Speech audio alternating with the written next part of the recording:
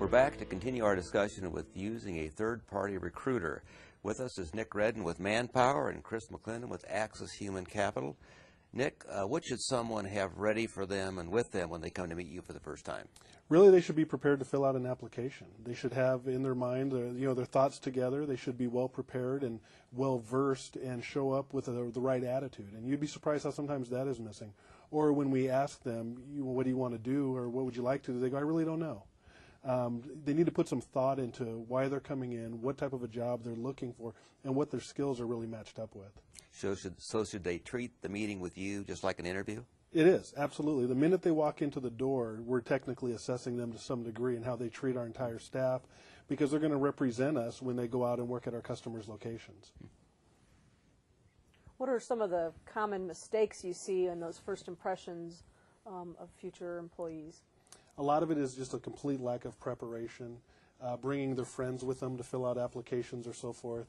But a lot of it really comes down to the attitude when they come in of not a clear-cut thought of what they really want to do. And when we ask them and sit them down and try to say, well, when we ask them the question, what is it where you'd like to work? What would you like to do? What type of environments you like?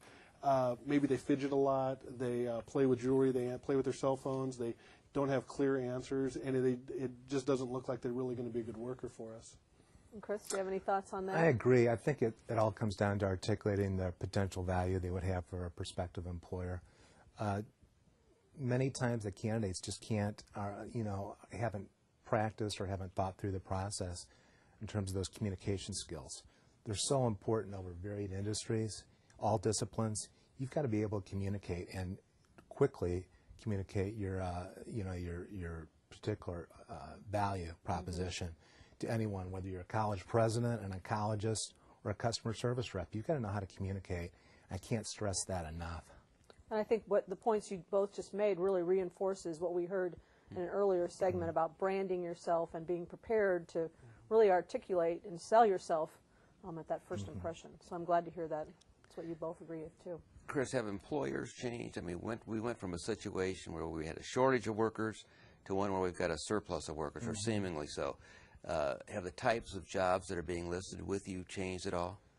More specific skill sets, more knowledge-based jobs, I think, when they engage with a recruiter at least. So they're looking for some very specific skill sets, maybe in the engineering discipline or the healthcare discipline. So it's sort of tightened up a little bit. They're still using us, but on some very specific type of jobs and positions. Nick, what about you? We're seeing a lot of the same. Really not a whole lot has changed. There's definitely more people out in the market, but that doesn't necessarily equate to being more talent out in the market. What we have come to find is it's just a bigger pool in some degrees that we have to wade through to get to the skilled labor that's still out there. But there are a lot of great people out there with a lot of great skills, and they're trying to transfer maybe to things that are more relevant today, because what happened is a lot of people relied on the company to keep their skills relevant, and people have quickly come to realize that's a mistake. It is our own job to keep ourselves relevant for our industry or whatever industry we're looking into. Are there specific skills that you're seeing more in shortage than others? Computer usage, actually, which is surprising, and to a lot of people that sounds really surprising. But the basic ability to use, Microsoft Office package, or to know how to use Outlook at a deeper level than just send and receive. And there is a deeper level? Yeah. Now I'm worried. Yeah, right. So, it's those things that some of us take for granted maybe because we're into those programs, or they only knew how to use the software that the company had given them to use for maybe their financial package or whatever it was. And outside of that, they really have no skill set and have not sought to upgrade their skills or even the trends in their industry. And they've just kind of let those things slid by them because, they worked at the company for 15, 20 years. That really is a good point, though. If you've got some time, it would be good to pick up computer skills because that it transcends most industries and businesses and jobs. So that probably would be a good idea. And it's tough to find a job if you don't have computer skills because so much of the job listings right now are online.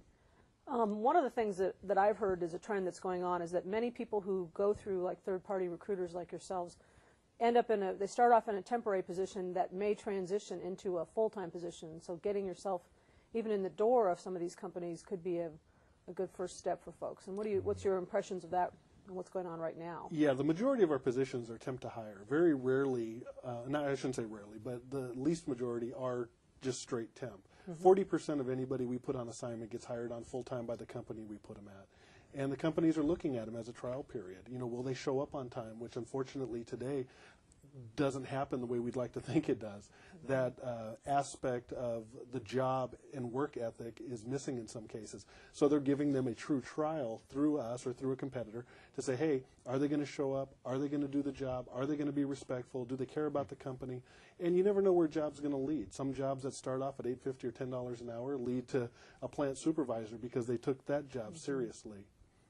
So maybe for some folks, you should come to you earlier in their process, you know, so there's not this big gap between positions. Right, absolutely. Definitely does not hurt. So I'm unemployed. I need a job. How do you guys get paid? Nick? The customers pay for us. I always tell people if a company that is like a Manpower or similar wants to charge you, run. So the company pays you? Yep. Employer. Employer. And Chris? Same situation. We're strictly employer paid. So I agree with Nick as well. There shouldn't. Some company out there has a business model where they're charging the potential job seeker. I'd probably look the other way as well. You know, we're paid by the employer to find good people. And right now, you have a lot of people looking for jobs, I assume. Right. And part of this is, it's, you know, this economic downturn is kind of like a disaster. There's people that are, you know, working over these people that are out of work and need jobs, and they want to charge them to access the hidden job market, which just doesn't exist. That's all the time we have for this segment. Thank you for joining us. It's been a great discussion, and we'll be back in a few minutes.